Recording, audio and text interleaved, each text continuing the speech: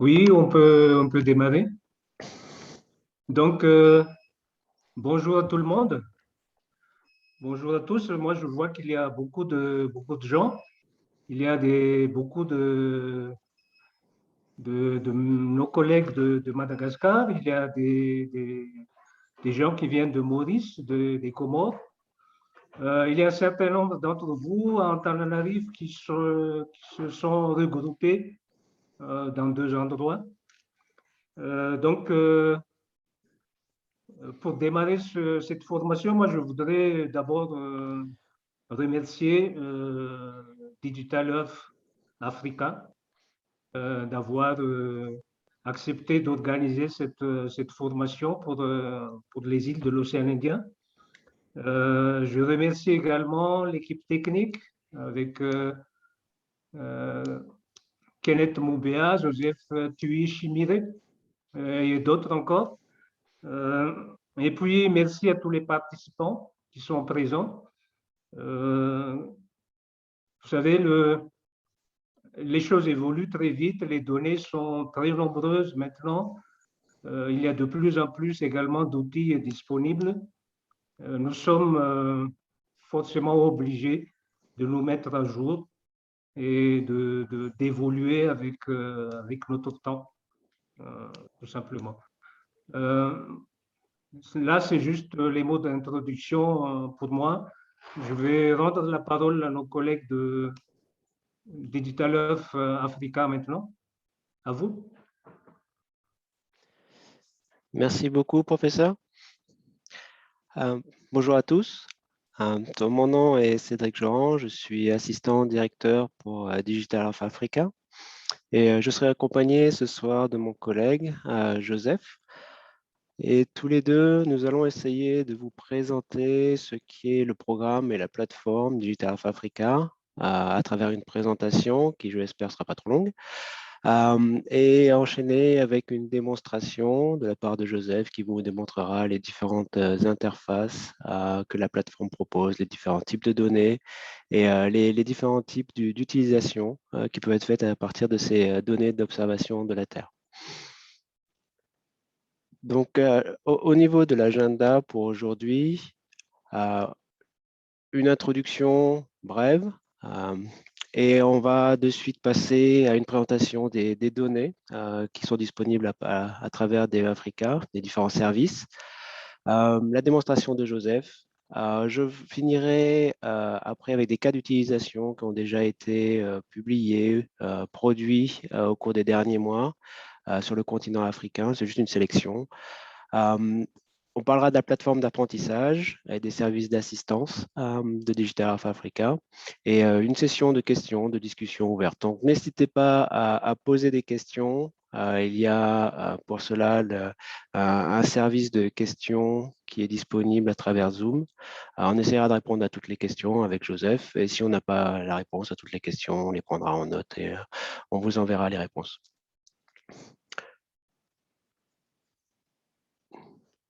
Donc, tout d'abord, qu'est-ce que Digital Earth Africa? Donc, Digital Earth Africa, c'est à la fois un programme, le nom du programme, mais aussi le nom d'une plateforme.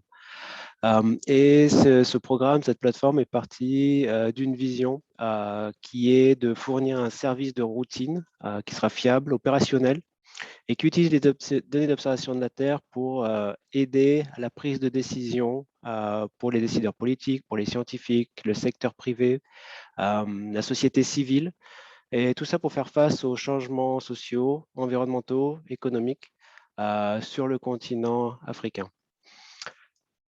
Cette vision s'applique à plusieurs thèmes, aussi bien la déforestation, l'érosion côtière, l'urbanisation, les ressources en eau et le risque d'inondation, ou l'agriculture et la sécurité alimentaire. Donc, je vais aborder quelques-uns de ces aspects au cours de cette présentation. Peut-être qu'on n'aura pas le temps d'aborder tous les thèmes, mais sachez que les données d'observation de la Terre permettent d'étudier ou en tout cas d'essayer d'apporter des réponses à tous ces problèmes environnementaux. Donc, Digital Earth Africa, c'est une plateforme avec des services qui fournissent des données satellitaires qui sont prêtes à l'analyse. Je reviendrai là-dessus. qui sont gratuites, qui sont ouvertes à tous et accessibles à tous. Les utilisateurs, c'est-à-dire toutes les personnes qui ont accès à la plateforme, aussi bien les gouvernements, les entreprises, les décideurs, peuvent accéder aux deux principales interfaces de Digital Health Africa qui vous seront présentées pour permettre d'étudier les changements à travers le continent. Donc, comme je l'ai noté précédemment, on peut essayer de comprendre à travers le temps l'évolution ou la récurrence de l'inondation, des sécheresses, l'érosion des sols, l'agriculture, la couverture forestière, l'utilisation des terres, le changement des couvertures des terres, la disponibilité, la qualité de l'eau et le suivi de la dynamique urbaine. Alors, comment cela se passe-t-il et quel type de données satellitaires sont disponibles à travers la plateforme?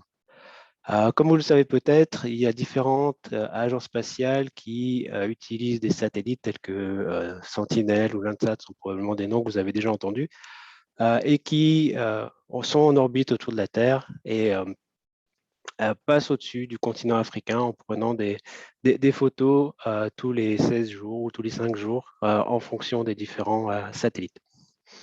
Le but de Digital Africa est de rapatrier ces données satellitaires à un seul endroit, les mettre disponibles à tous, en essayant de faire un traitement de façon à ce que toutes ces données soient optimisées pour l'analyse, c'est-à-dire qu'il n'y a pas de phase de pré-processing qui est nécessaire pour utiliser ces données. Elles peuvent être utilisées pour l'analyse directement. Ces données sont optimisées pour être utilisées à travers le web, c'est-à-dire que toutes les données sont accessibles à partir du cloud et les calculs qui sont faits sur ces données à travers les différentes interfaces sont faits à travers le cloud. Tout le traitement qui est fait sur ces données satellitaires est entièrement transparent, c'est-à-dire que vous avez toutes les informations sur le traitement qui est fait sur la donnée initiale. Vous verrez qu'il y a différentes interfaces qui existent pour les différents besoins, que ce soit pour faire des analyses complexes, personnalisées, ou que ce soit juste pour faire des analyses de changement, de faire des analyses de différence en différents temps, différents satellites. Tout cela, comme je l'ai dit, est gratuit, mais en plus, Digital Health Africa met à disposition une plateforme d'apprentissage qui permet de se former aux différentes interfaces et ces cours sont disponibles à tous en français ou en anglais. Au sein d'une des interfaces, qui s'appelle la Sandbox, donc c'est l'environnement qui permet de faire des analyses un peu complexes à l'aide de programmation. Vous verrez qu'il y a une vaste bibliothèque d'outils qui sont orientés pour les objectifs du développement durable.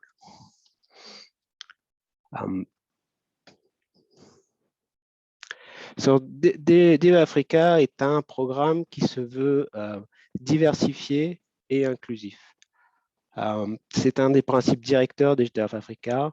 On recherche la diversité géographique, linguistique à travers le continent africain, l'égalité des sexes et l'inclusion des jeunes et des personnes handicapées. Et comment DEA Africa assure-t-elle la diversité et l'inclusion à plusieurs échelles, à travers plusieurs activités. Une des activités est de valoriser la diversité et impliquer activement les personnes des divers groupes et organisations. Prioriser les initiatives qui s'alignent sur les forces et les valeurs ajoutées de DEA Africa pour tirer parti de son expertise. Et je vous présenterai avec quelle organisation nous travaillons ou institution. Collaborer avec et soutenir les initiatives existantes axées sur la diversité et l'inclusion.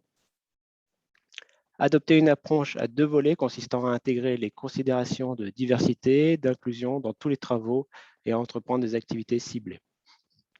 Et enfin, générer des connaissances et des apprentissages et les partager avec nos partenaires.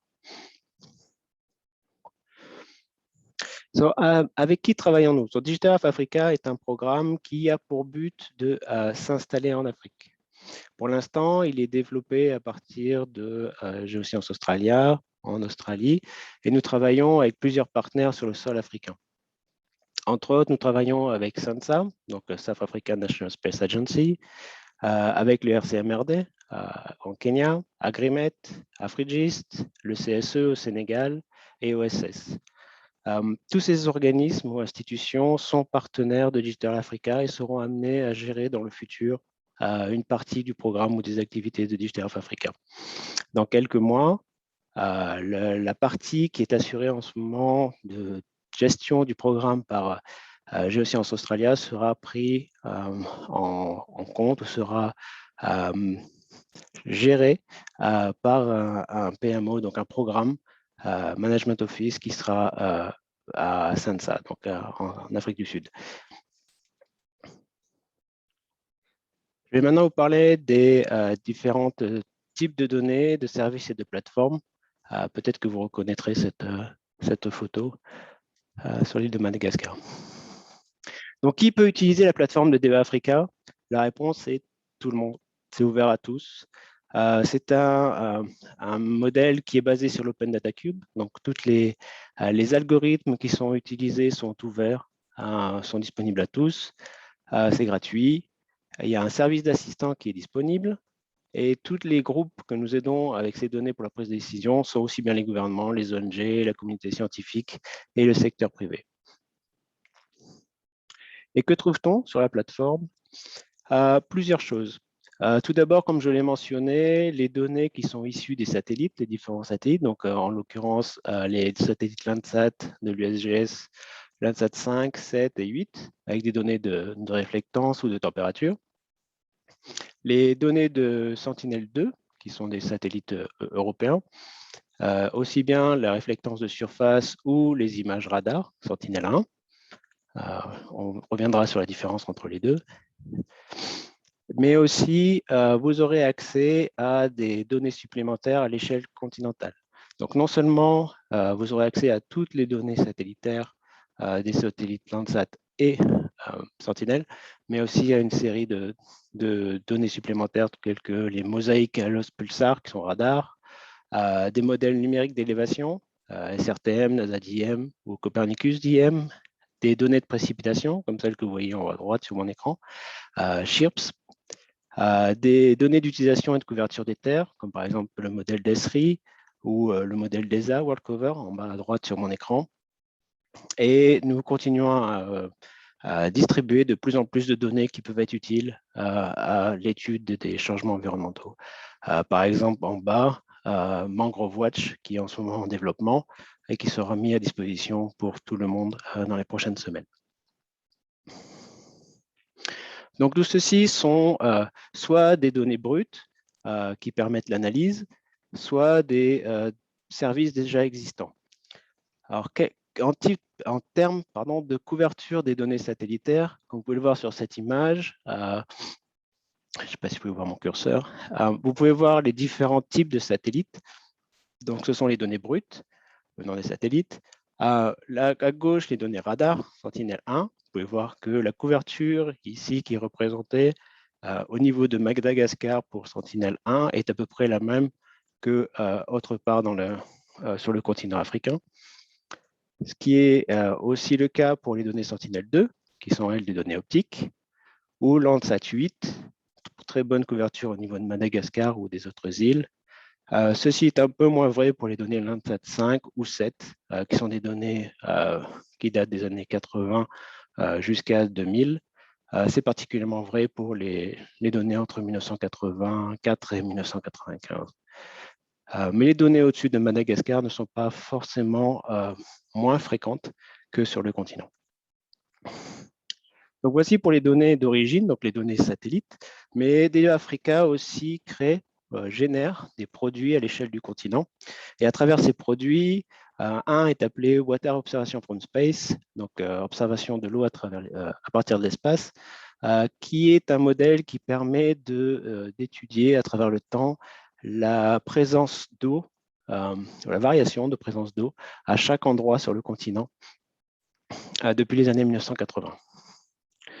Et Joseph vous fera une présentation de ce produit un peu plus tard. Un autre service que nous développons, celui-ci est vraiment pour l'agriculture, est un service appelé le Crop Mask, c'est-à-dire un masque de culture qui permet à l'échelle du continent d'avoir une carte des zones cultivées. Et aussi, un autre produit que nous sommes en train de développer et qui est distribué à travers Maps ou à travers la Sandbox sont ce qu'on appelle les géomades, qui sont des mosaïques d'images sans nuage pour chaque année et pour chaque satellite. Donc, depuis 1986 pour les Landsat et de 2017 à 2021 pour Sentinel-2. Et nous continuons à créer d'autres produits comme bientôt une fractional cover qui va bientôt apparaître sur nos services. Et si vous avez l'opportunité de tester une interface qui est la Sandbox, qui est donc l'interface qui permet de faire des études un peu complexes en utilisant le programme Python, vous verrez aussi qu'on essaye de simplifier au maximum de façon à ce que des analyses peuvent être faites localement en utilisant des algorithmes qui sont utilisés pour créer les services continentaux, sans avoir une connaissance nécessairement de Python à travers des interfaces faciles à utiliser, donc ce qu'on appelle les notebooks interactifs. Donc ici, dans ce cas, c'est un notebook qui permet de suivre l'évolution de l'étendue d'un plan d'eau à travers le temps. Donc, comment accéder aux données? Différentes interfaces sont présentes ou disponibles pour toutes. Juste pour l'affichage des données ou pour faire des différences, essayer de voir quels sont les changements de manière interactive entre deux dates, soit en utilisant Landsat, soit ou en utilisant plusieurs types de satellites, Landsat ou Sentinel. Une interface s'appelle DAfrica Map et Joseph va vous faire une démonstration bientôt de cette interface. Ou alors, c'est une autre interface qui permet, comme je l'ai indiqué, de faire des analyses beaucoup plus poussées sur différents thèmes. Celle-ci s'appelle DAfrica Sandbox. Il s'agit d'un environnement de calcul. Pour ceux qui sont familiers avec JupyterLab, il s'agit d'un environnement JupyterLab auquel vous avez accès à toutes les données satellitaires, plus tous les services continentaux pour faire vos analyses, ainsi un pouvoir de calcul qui, pour l'instant, est de 32 gigas de mémoire et 4 corps. Mais vous pouvez aussi accéder à toutes ces données à travers des services AWS pour importer les données dans des logiciels SIG tels que ArcMap ou QGIS.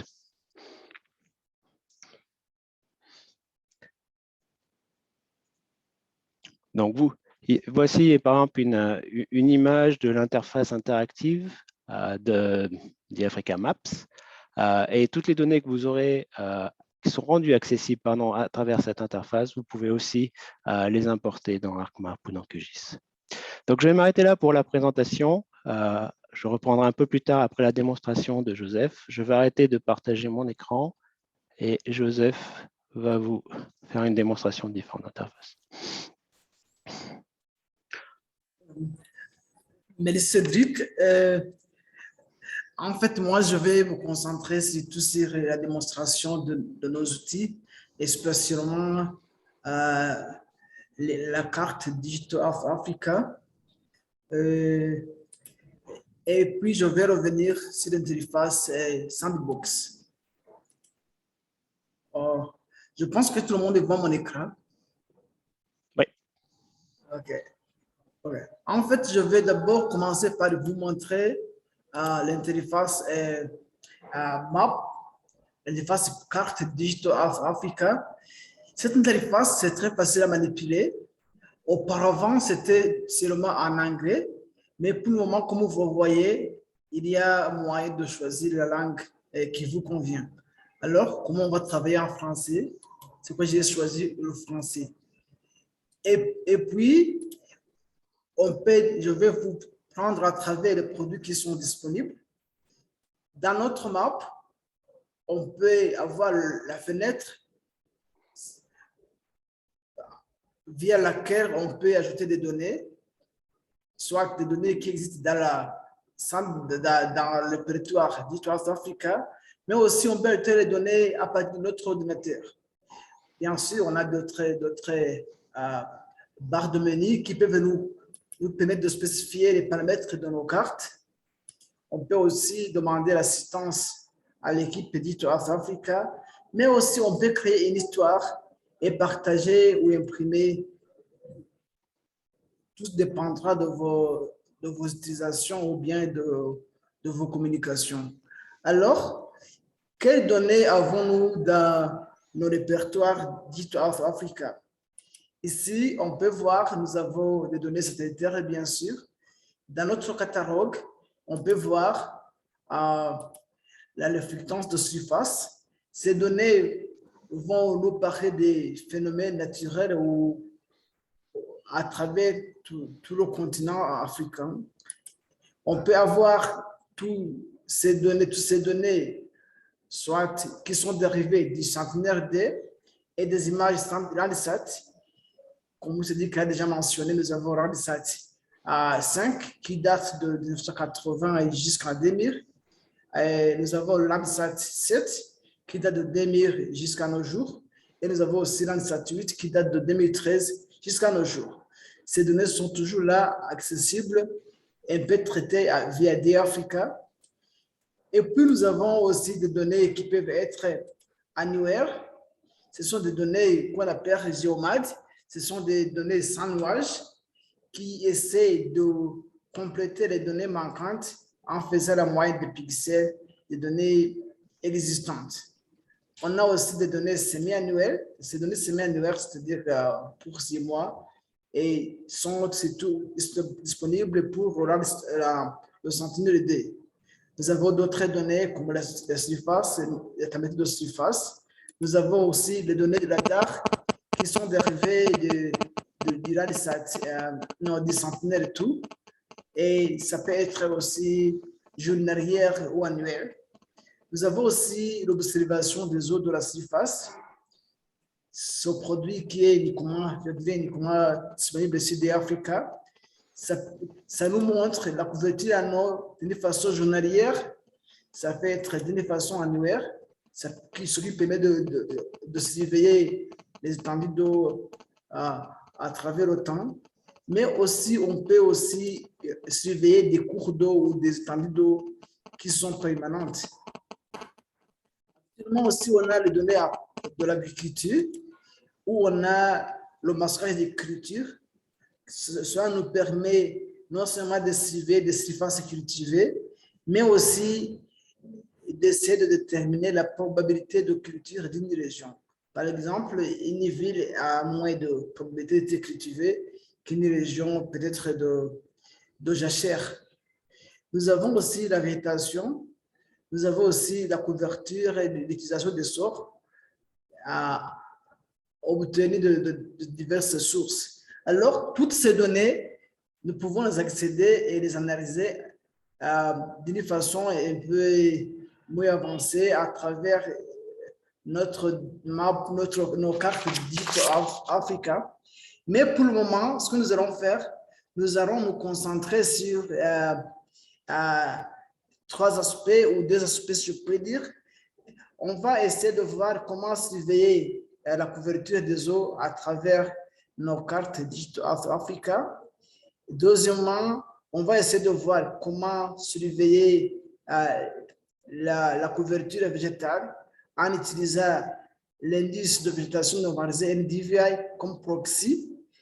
Et après, on va essayer de voir comment, à travers notre sandbox, nous pouvons surveiller les étendues d'extraction minière et les impacts sur la couverture végétale. Et enfin, on va voir comment nous pouvons surveiller l'érosion côtière en utilisant les données existantes du sandbox Digital Africa. Alors, j'ai déjà préparé quelques démos. Je vais les partager à travers le chat. Ce qui veut que nous ayons ensemble peuvent, ou bien vous pouvez consulter vous-même. J'ai posté dans le chat le premier lien interface Sandbox, l'interface Digital Africa, carte Digital Africa. Le second lien, on essaie de voir ou de surveiller les inondations dans les plaines inondées d'Antananarivo. Alors, c'est ça ce point. Si vous cliquez sur ce lien, vous trouverez une carte pareille parce que Digital Africa nous permet non seulement de manipuler, mais aussi de partager ce que nous avons. Mais comment ai-je accédé à cette interface? C'est pareil. Parce que moi, je n'en ai pas besoin. Ce que je vais faire, je vais essayer de supprimer tout ce qui est ici.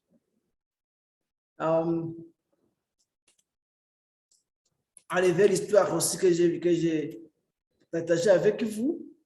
Ce que je vais faire, nous allons utiliser nos produits. Je vais d'abord ajouter l'étendue ou les limites de ma surface d'intérêt.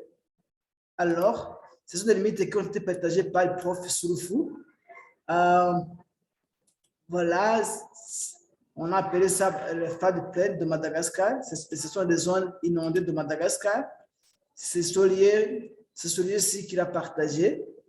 Alors, ce que je vais faire, je vais aller dans nos données Digital Africa et essayer de parcourir nos données concernant de l'eau, surface water, et on va voir les observations en eau qui sont annuelles. Si on ajoute, voilà, vous voyez que dans notre région, en bleu, ce sont des étendues d'eau permanentes, alors que en rouge, ce sont des étendues d'eau qui sont temporaires. Si vous voyez, ça c'est la fréquence en eau. En rouge, c'est plus ou moins autour de 0%, mais en bleu, c'est 100% fréquente. Alors, ici, on peut voir comment c'était l'étendue, mais on peut aussi essayer de comparer des intervalles de temps. Alors, nos cartes Digital Africa a l'option de comparer. Si on clique sur l'option de comparer, alors on va choisir des intervalles de temps.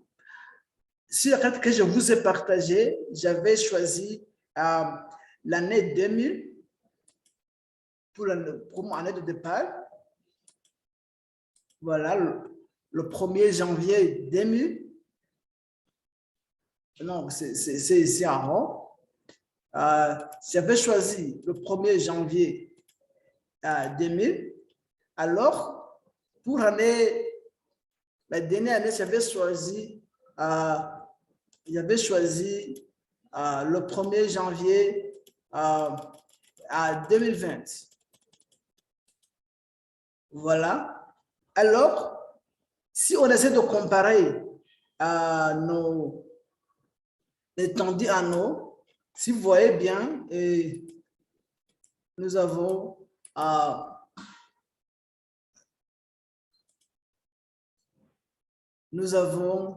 les 2000 à gauche et puis nous avons 2020 vers la droite. Alors, si on essaie de voir, c'est comme ça que l'étendue en eau était à l'an 2000 dans cette région, mais on essaie de voir, vous voyez qu'en 2020, l'étendue en eau, je dirais, vous voyez, si c'était 2000, en 2020, vous voyez que l'inondation a augmenté et l'étendue en eau paraît, on dirait que cette région d'inondation d'Antananarivo est toujours en risque d'inondation si on compare 2020 à 2000. Alors, ce que je peux faire maintenant, je peux dire, je vais partager mon histoire avec l'équipe et vous allez voir de la même façon que j'ai pu analyser. Ce qu'on fait, notre interface Digital Africa nous permet de faire la capture de scène, la capture d'écran. On peut mettre une description, on peut dire on peut dire inondation, mais peut-être en Tananarive, on dirait 2000 comparé à 2020. On peut dire qu'il y a augmentation d'inondation, si on peut dire. Et par après, on peut enregistrer et je peux vous partager. Je vais les partager. Je vous partage dans le chat ce que je viens de faire. Alors, tout le monde peut accéder et analyser. C'est une façon tout à fait facile.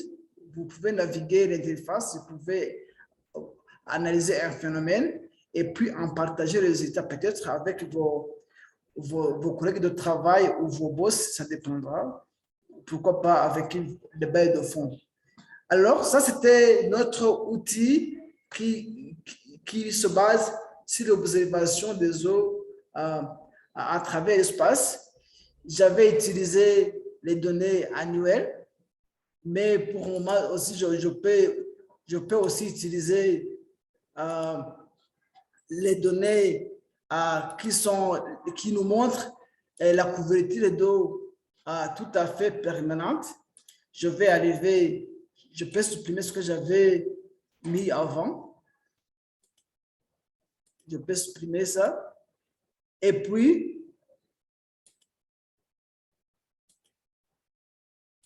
je peux ajouter de l'eau, couverture d'eau, mais pour le moment, qui est hors time, qui est permanente. Alors, ici, on peut dire qu'en bleu, c'est des cours d'eau qui sont permanentes dans notre région de titre. En rouge, ce sont des cours d'eau qui sont temporaires. C'est-à-dire que les cours d'eau qui sont temporaires sont liés à la saison pluvieuse, alors que les cours d'eau qui sont permanentes et qui sont permanents existent toujours, quelle que soit la saison. Alors, ça, c'était de notre produit. Je peux aussi essayer de vous démontrer le second produit. Le second produit va porter sur la surveillance de la couverture végétale en utilisant l'indice de végétation, NDVI, comme proxy. Alors, ce que je peux faire, je peux exprimer tout. Ici, je vais essayer de mettre les limites de notre aide de titre. Alors, c'était Kilindi Miteya National Park. Aussi, je remercie toujours Prof. Soulofou qui a partagé ça, parce que je n'ai jamais été au Madagascar, sans lui, je n'aurais pas eu ça. Alors, en utilisant notre géomètre annuel, nos données sans nuages, d'arriver dans le satellite, on va essayer de comparer le NDVI de deux régions entre nos deux dates, je dis 2013 et 2020. Toujours, je vais ajouter les données. Cette fois-ci, ça ne sera pas de l'eau, mais ça sera de nos reflectances de surface. Mais je vais mettre notre géomètre annuel dérivé durant le satellite. Alors, si j'essaie de mettre ça, vous voyez comment c'est une image qui est tout à fait claire, sans nuages, comme je disais. Et puis, ce que je peux faire, je peux choisir, on en a beaucoup d'indices ou de bandes qu'on peut essayer de visualiser, mais pour le moment, on va utiliser l'indice normalisé de végétation, c'est un DVI qui utilise les bandes rouges et il y a infrarouge. Et ce qu'on va faire maintenant, vous voyez que cette région en vert, c'est là où il y a une grande couverture végétale. En rouge, vous voyez comme le cours d'eau, c'est là où nous avons un faible taux de NDVI. Alors, on peut aussi essayer de comparer les 2 années. On peut essayer de comparer, on fait une comparaison. on va comparer l'année, comme je vous avais dit, l'année 2013. Aussi, on va comparer avec l'année 2020. Alors, on va voir à gauche, comme ça, on a 2013. Quand on fait comme ça, on va de l'autre côté, on a 2020. Vous voyez que c'est parti, je dirais, centrale qui tend vers le nord et la partie centrale aussi qui tend vers le sud. C'était tout à fait verte en 2013. Mais si on va voir 2020, c'est comme la couleur verte a disparu de ces deux parties. Alors, ce qu'on peut dire, on peut dire que ces parties du parc ou de cette région sont en train peut-être d'être dégradées. Et ça dépendra de l'interprétation que l'on a. Aussi, on peut créer une histoire à travers nos cartes d'histoire Africa et partager avec l'audience ou bien partager avec d'autres personnes, et comme je l'avais fait bien avant avec les observations des eaux. Et j'avais déjà partagé des cartes dans le chat. Vous pouvez cliquer sur le lien et vous rentrez là-bas. Mais non seulement on peut faire des comparaisons pareilles, mais aussi nous pouvons faire des différences, essayer de d'abord, je supprime une carte. On peut essayer de faire une différence. Nos cartes d'histoire Africa nous permettent de faire une différence. Vous voyez, si on fait une différence, comment ça se fait? On choisit une date antérieure qui était notre 2013 et aussi une date postérieure. Ici, on a jusqu'en 2020. Et puis, on va essayer de choisir.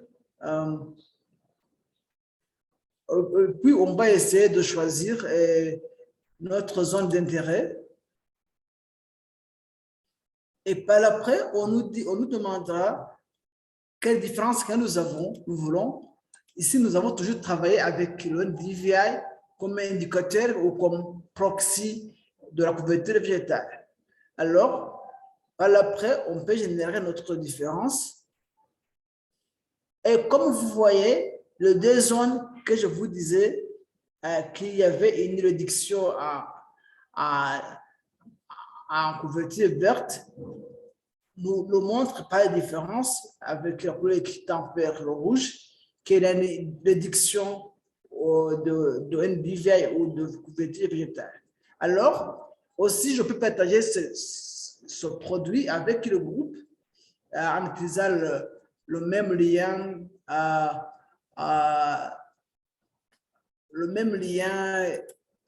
je dirais, que je vais même poster maintenant dans le chat, si tout le monde peut avoir accès à ça. Alors, ici, je me suis concentré sur l'utilisation de cette interface dite Africa Map, parce que c'est une interface tout à fait facile à manier et vous pouvez partager vos données avec n'importe qui, dépendant de ce que vous voulez. Mais sachant que on peut aussi avoir besoin d'analyses un peu poussées, et c'est là où on va essayer de parcourir le sandbox. Le sandbox, comme on l'a dit à Cédric, le sandbox, c'est une interface basée sur le langage Python où on peut essayer de faire plusieurs analyses. Alors, ici, j'avais choisi, disons, 3 exemples, mais je vais parcourir en passant. Et ce que j'avais fait en vous montrant comment l'inondation peut être surveillée en Tenerife à travers les cartes d'histoire d'Afrique, peut également se faire à travers cette interface Sandbox où on a plus de commandes, où on peut spécifier l'aire d'intérêt, où on veut essayer de faire l'analyse. Mais d'abord, parlons de notre interface Digital of Africa, Sandbox. Sandbox, des codes qui ont été développés à travers le langage Python. Ce que ça vous demande, vous devez créer votre compte parce que vous devrez avoir accès à cette interface et même à l'espace sur le serveur pour faire vos calculs. Et tout est là. Nous avons plusieurs notebooks déjà développés, là où vous pouvez suivre les surfaces des feuilles de bourse, vous pouvez suivre des érosions côtières, vous pouvez suivre la santé des cultures, vous pouvez surveiller la phénologie et des plantes, etc. Pour le moment, moi, je vais vous montrer comment, avec cette interface, on peut toujours essayer de surveiller l'inondation avec l'exemple de Madagascar. Ici, j'ai pris l'exemple en utilisant l'image Sentinelle 2 et puis en essayant de comparer l'année 2017 et je pense à l'année 2020. Alors, nous avons tous ces codes qui nous permettent d'importer des fonctions qu'on va utiliser au cours de nos analyses. On va aussi définir notre espace sur le serveur, notre data cube, parce que Digital of Africa utilise l'Open Data Cube. C'est l'approche qui permet aux gens d'accéder aux données bien préparées pour différentes analyses. Alors, ici, on ne va pas mettre de temps dans les codes, mais ici, on a essayé de définir nos coordonnées, les limites de notre aire, de notre lieu d'étude. Par après, on a plusieurs codes déjà développés.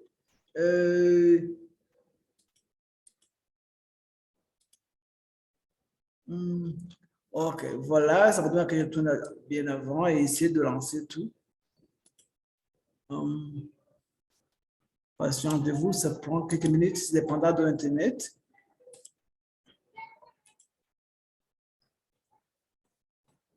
Voilà. Parce que je vais vous montrer l'étendue de notre aire d'étude. Voilà. Après avoir défini notre milieu d'études, vous voyez qu'on est en Antananarivo. C'est la région la plus inondée, je pense, de la capitale. Et par après, on va essayer de définir les données qui sont existantes, essayer de mettre tout en disant tous les paramètres nécessaires.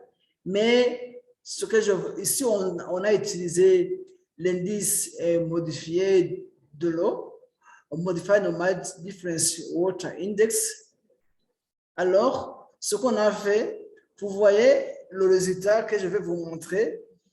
On essaie de grouper les images qui montrent la couverture en eau de Madagascar.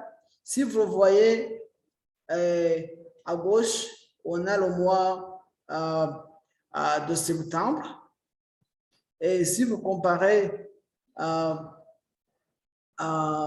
au mois de mars, vous voyez que mars, si vous comparez décembre au mars, vous voyez que le mois de mars semble le plus inondé au Madagascar, en Antananarivo, dans cette région de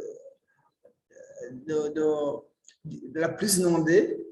Mais aussi, on peut animer les images et essayer de voir comment l'inondation a évolué au cours du temps à Madagascar à travers des codes qui sont déjà existants sur notre Digital of Africa Sandbox.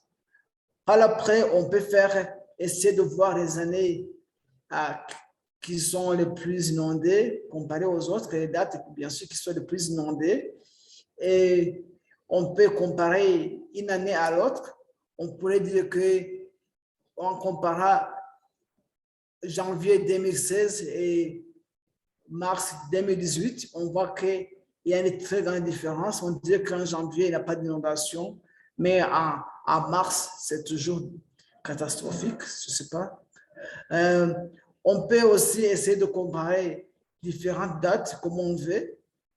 Et en comparant mars 2017 et mars 2021, ça semble qu'il n'y a pas une grande différence, mais la partie ici semble plus inondée, la partie à droite semble plus inondée.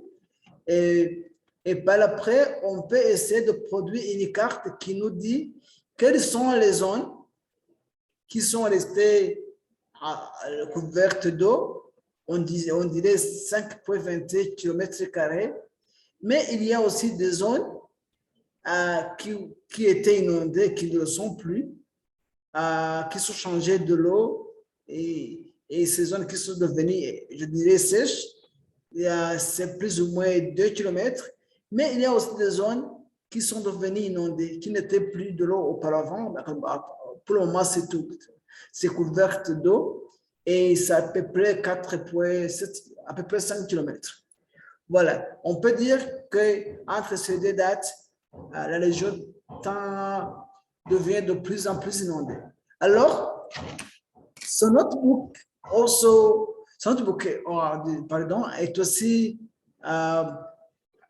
accessible via d'Africa Sandbox, et les données qui y sont liées sont gratuitement accessibles.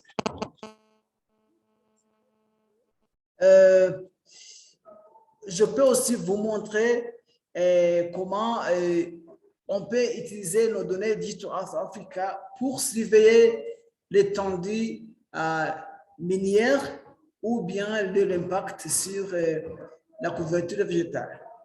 Ce notebook aussi est aussi disponible sur notre plateforme Digital Earth Africa.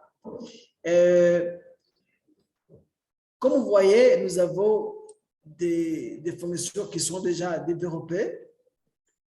On peut aussi essayer de définir les années. On se fixe sur l'extraction minière, la carrière minière d'Ambotovi, qui a été partagée bien sûr par le professeur Sloufou. Ce que je vais vous montrer, vous voyez la comparaison de 2017 en 2020, des images en vraie couleur. Et on peut essayer de calculer la couverture végétale qui a été perdue. Vous voyez que la courbe augmente toujours suite aux activités minières. Par après, on peut essayer, en combinant la couverture végétale perdue et la présence de l'eau, on peut dire que ces régions sont probablement des sites d'extraction minière. Et par après, on peut essayer de calculer la végétation perdue et faire des statistiques en comparant la végétation qui a été perdue pour toute la période entre 2017 et 2019 et la végétation qui a été perdue due à l'extraction minière.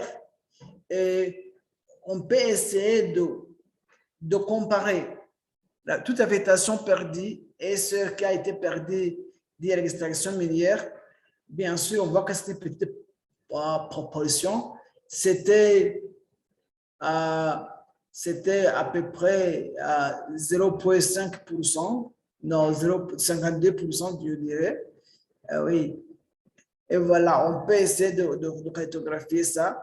Et tout ça peut nous permettre de voir l'idée sur ce qui se passe sur le terrain, mais toujours, bien sûr, on a besoin de validation. Dernièrement, je vais vous montrer Nous savons que Madagascar, c'est un pays, une île, avec plusieurs, avec une grande probabilité d'érosion côtière. À travers Dito Africa, also, à travers notre sandbox, nous avons des codes déjà développés qui peuvent nous permettre d'extraire des traits de côte pour surveiller l'érosion côtière. Ça, on est en train de faire la même chose au Sénégal avec le centre de suivi écologique. C'est SE. Ici, j'ai utilisé le Landsat 8, 7 et 5 pour voir des traits de côte d'une région que je vais voir parce que je ne sais pas bien lire ça. Cette région, je vois Malohova, Ambalatingi. Et puis, dans cette région, on a essayé de voir les images qui existent pour Landsat 8, pour Landsat 7 et aussi, enfin, pour Landsat 5. On a utilisé des codes déjà existants sur Dito Africa et le résultat en est que on peut essayer d'extraire des traits de côte, mais vous voyez, ce sont des images qui existent pour Landsat 8 ici. Ces images nous montrent les surfaces qui sont couvertes d'eau, c'est-à-dire les surfaces marines, si je peux dire. Et en bleu, je dirais que c'est l'océan, et en rouge, je dirais que c'est le sol. Alors, c'est ce qui existe en 2013 à nos jours pour Landsat 8. Mais Landsat 7, ça s'étend de 1999 vous voyez, jusqu'en 2021, c'est l'image qui nous permet de voir l'étendue d'eau et l'étendue du sol dans la région. Et puis, nous avons aussi, comme celui que vous a dit, les images de Landsat 5, même si elle couvre une longue durée depuis les années 1980, mais les parties sont manquantes et voilà. Et par après, je peux combiner tout pour essayer d'extraire des traits de côte. Ici, vous allez ignorer les traits en rouge à gauche. C'était un essai et j'avais remarqué que pour Landsat 8, ici, il y avait un comportement un peu bizarre qui montre au sol, alors que ce n'était pas le cas. Mais l'essentiel était de voir les traits de côte sur cette région. Est-ce qu'il y a probablement eu l'érosion côtière sur cette région ou non? Si on voit comment, entre 2013 et 2021, on voit que l'érosion côtière dans cette région est tout à fait minime. Et si on utilise aussi le Landsat 7 de 1999 à nos jours, on voit toujours que l'érosion côtière dans cette région, visuellement, ce n'est pas un grand problème. Et pour Landsat 5, toujours aussi, on voit que ce n'est pas un problème. Mais ce cas d'application peut se faire sur d'autres régions. J'avais essayé une petite région qui s'appelle, disons, laisse-moi voir, la région s'appellerait Moloanteba, autour de l'hôtel L'Hippocampe. Ça marchait, mais c'était toujours une question de calibrer et de corriger le produit. Alors, en fait, je peux terminer tous les produits et essayer Dito Africa. C'était vous prendre à travers et pour que vous ayez l'idée de ce trésor caché qui reste inexploité par pas mal d'Africains. Merci beaucoup. Merci beaucoup, Joseph.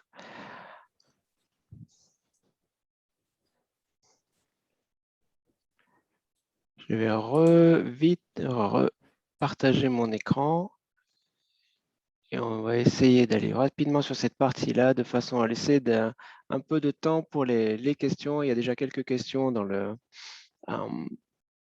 chat auxquelles j'aimerais bien répondre. Tout le monde m'entend? Tout le monde voit mon écran? Oui, moi, je vois bien. D'accord, merci. Donc, comme l'a indiqué Joseph, à travers la sandbox, il y a beaucoup de notebooks, c'est-à-dire de scripts qui existent, qui permettent de faire des analyses au cours du temps de variations au niveau de l'eau, au niveau des forêts, de la végétation, au niveau de l'étude des feux, au niveau de l'étude de l'érosion côtière, de l'urbanisation.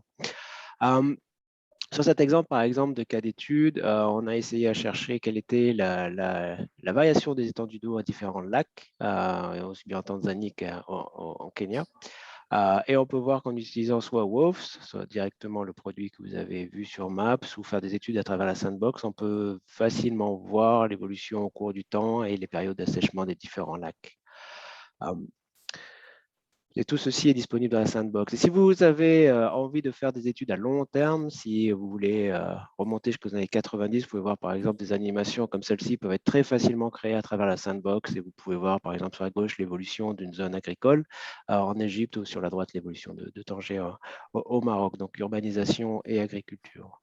Et toutes ces données sont disponibles à Madagascar. Donc, je vais passer un petit peu vite, histoire de passer du temps sur les questions, mais typiquement pour développer un cas d'utilisation pour la prise de décision, le workflow, ou en tout cas les différentes étapes sont à peu près toutes les mêmes, c'est-à-dire que identifier un problème, et essayer de voir sur la plateforme quelles sont les données disponibles qui peuvent adresser ce problème, s'il existe des scripts, s'il existe un produit continental qui existe déjà, et discuter avec les spécialistes, discuter avec les preneurs de décision, créer des cas d'études et puis vérifier ces cas d'études et cette validation après qui arrivera. Et enfin, je finirai par la plateforme d'apprentissage qui permet…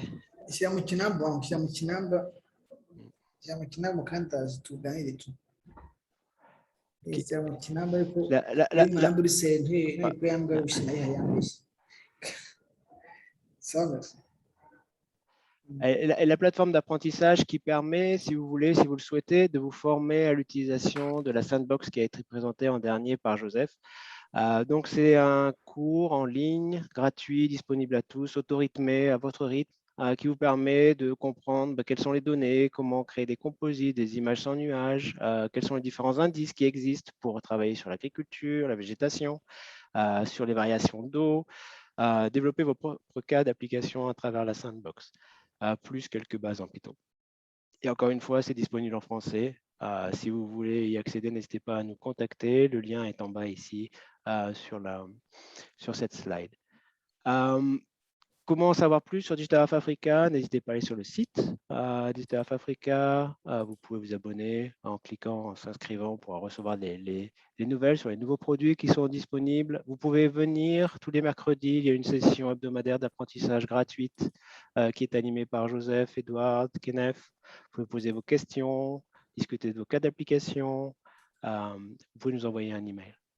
Alternativement, vous pouvez passer par le helpdesk donc, de Digital Earth Africa qui est aussi disponible en français. Vous trouverez une base de connaissances si vous avez des questions ou alors si vous avez des problèmes. Vous pouvez mettre un ticket, nous envoyer voilà, j'ai un problème avec ça, comment puis-je faire? Donc, en résumé, on va passer aux questions. Donc, le programme Digital Earth Africa prône la diversité, l'inclusion et il sera très prochainement entièrement géré par des institutions africaines. La plateforme, les services de Digital Earth Africa fournissent des données satellitaires prêtes pour l'analyse, gratuites, ouvertes, accessibles à tous et qui couvrent l'ensemble du continent africain, y compris Madagascar, Comores, Seychelles. Comme vous l'avez vu, la couverture est assez bonne. À travers deux interfaces, Sandbox et Maps. Les services et les interfaces peuvent être utilisés pour supporter des décisions dans les domaines de l'agriculture, de l'eau, de la forêt, du suivi de côte, du minier, liés aux objectifs de développement durable ou pas. Donc, vous avez ici une liste développement durable ou d'indicateurs qui peuvent être abordés à travers les données d'observation de la Terre et Digital Earth Africa. Et des ressources d'apprentissage et de support existent. Elles sont gratuites, auto-rythmées, disponibles en français. Et vous pouvez venir discuter avec nous tous les mercredis soirs. Donc, je vous remercie pour votre attention. Et si vous avez des questions, n'hésitez pas à les poser maintenant. Et je vais répondre à celles qui sont déjà dans le chat. Avant de repasser la parole à professeur Solofo.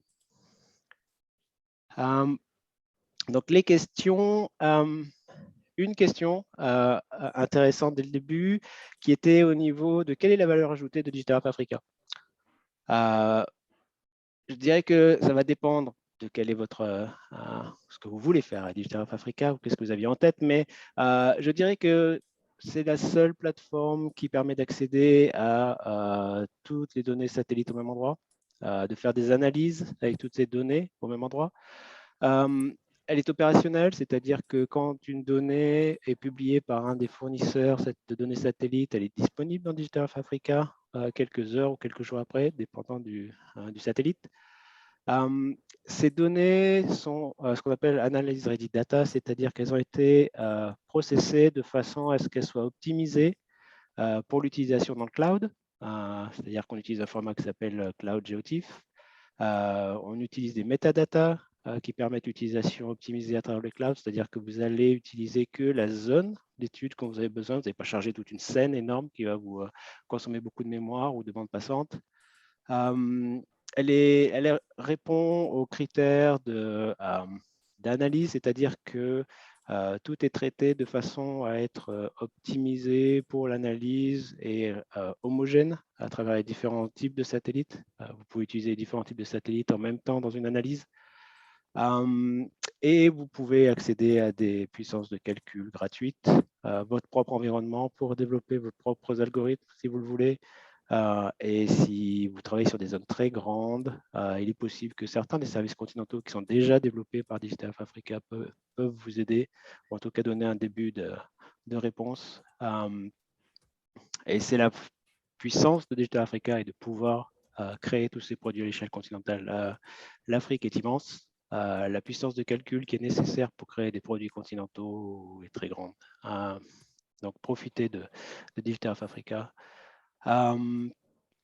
Et oui, je pense que je ne sais pas si je réponds à la question au niveau de la valeur ajoutée, mais c'est ouvert à tous et c'est gratuit. Donc, je pense que c'est déjà une très grande valeur.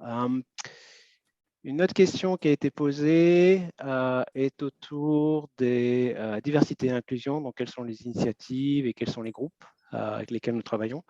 Nous travaillons avec plusieurs groupes. Déjà, on a un working group au sein du programme qui comprend les représentants de RCMRD, OSS, Agrimet dans le domaine de diversité et inclusion, mais nous travaillons aussi avec Youth Mappers, par exemple, de façon à s'assurer à ce que les jeunes puissent avoir accès à Digital Earth Africa ou l'entraînement, le training, la formation. Nous travaillons avec Ladies of Landsat, nous travaillons avec Sister of SARS et d'autres initiatives. Si vous êtes intéressé pour faire partie de ce groupe diversité et inclusion, envoyez un email, n'hésitez pas à nous contacter. Est-ce que DEA prévoit de rajouter d'autres données satellitaires dans la même catégorie que les Landsat en optique ou Sentinel-1 en radar? En radar, il y a ALOS qui est aussi disponible et qui est une plus basse résolution, aussi bien temporelle que géographique. Et on ne descendra pas plus bas en optique pour l'instant que Sentinel-2 pour des raisons purement, comment dire, on n'est pas intéressé à faire de l'espionnage, si c'est ça la question. On va garder une résolution qui ne permet pas de faire de l'espionnage ou du suivi de personnes en tout cas.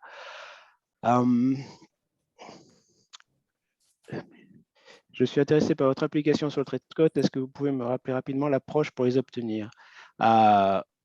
pour obtenir le trait de code, ce qui est fait, c'est qu'il y a un calcul de l'indice MNDWI, donc qui est un indice qui permet d'identifier les zones d'eau. Et que lorsque cet indice est proche de 0, dans certains cas, ça permet de délimiter le trait de côte. En tout cas, l'interface entre la Terre et l'eau. Et ce que l'algorithme fait, c'est qu'il relie l'heure de la prise de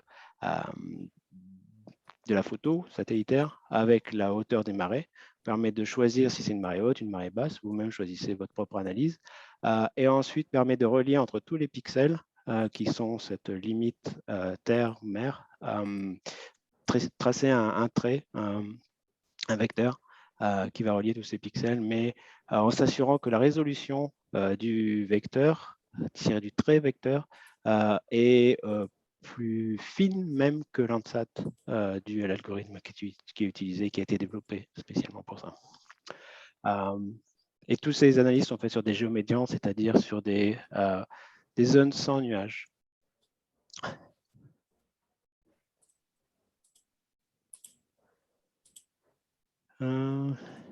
Okay. Alors, n'hésitez pas à nous contacter. On peut faire circuler un email à la fin de cette présentation ou demain avec toutes nos coordonnées si vous voulez plus de prendre contact avec nous. Et tout peut être téléchargé, oui, bien sûr. Toutes les données et les résultats peuvent être téléchargés aussi bien dans Maps que dans la sandbox.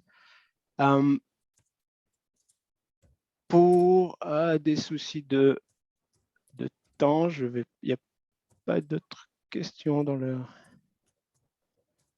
Q&A. Je vais peut-être redonner la parole à professeur Solofo, peut-être, pour conclure cette session. Ou s'il y a d'autres questions, n'hésitez pas à nous les envoyer. On sera ravis d'y répondre. Merci.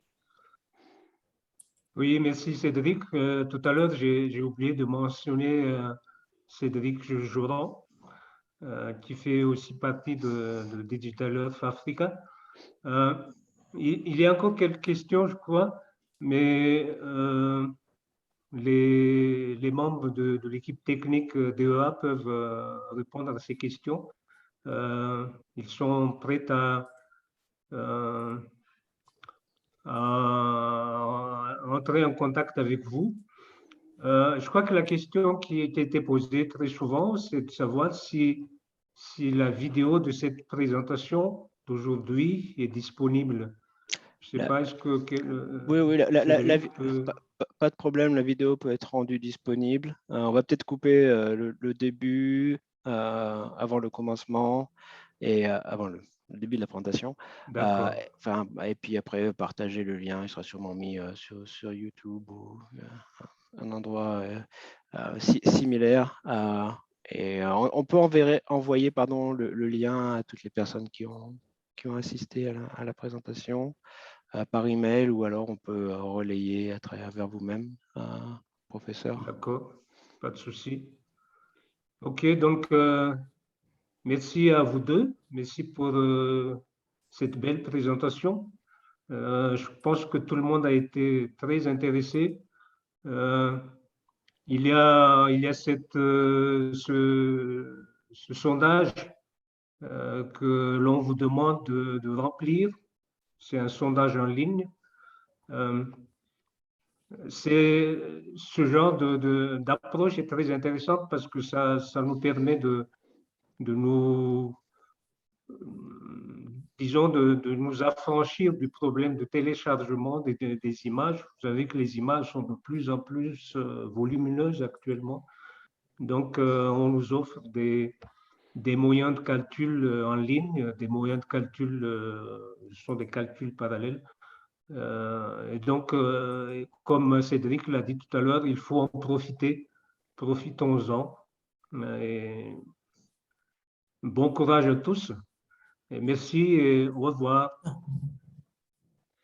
Merci à tous. Allez, au revoir. Au revoir. Ok, merci. Au revoir tout le monde. Au revoir.